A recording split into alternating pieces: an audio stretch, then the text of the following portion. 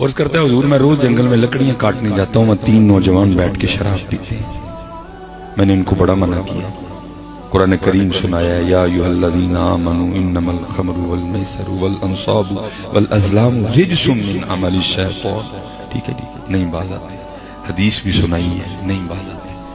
آپ جائیں، ہو سکتا ہے آپ کے کہنے سے باز آتے، درد والے لوگ تھے حضرت، آپ نے وہ سر پہ امامہ باندھا، ٹھیک ہے جی، وہ اپنے چہرے کو چھپایا، اور جو سمت اس نے بتائی تھی نا حضرت تشریف لے گئے۔ جب وہاں پہنچے نا، کیونکہ حضرت نے چہرے کو چھپا رکھا تھا، اٹھ کے بھاگنے لگے کہ شاید کوئی سپاہی آ گئے۔ آپ نے فرمایا بھائی نہ بھاگو یار، نہ بھاگو، میں وہاں پیتا ہوں، مجھے پتہ چلا تم یہاں پیتے ہو۔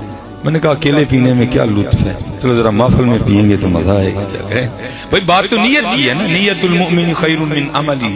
آپ کی نیت وہ شراب تو نہیں تھی، آپ کی نیت وہ شراب تھی جو آنکھوں سے پلائی جاتی ہے حضرت ہے۔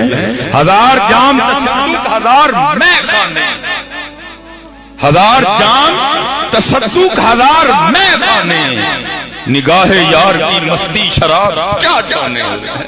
وہ یہ پی کے تو پھر ہوش آ جاتی ہے، لیکن جس نے نگاہ مصطفیٰ سے پی پھر اس کو ہوش کہاں آتی ہے۔ 1000 جام تصدق 1000 میں خانے، نگاہ یار کی مستی شراب کیا جانے۔ وہ بڑے خوش ہوئے، عرض کرتے ہیں حضور خوش آمدید، جی آیا ویلکم۔ لیکن حضرت ذرا دکھ کی بات یہ ہے کہ اب یہ محفل کل سجے گی۔ آپ نے فرمایا کیوں، آج کیا ہوا؟ عرض کرتے ہیں حضور شراب تو ختم ہو گئی، تو آپ نے فرمایا لے آؤ جا کے، میں مہمان آیا ہوں۔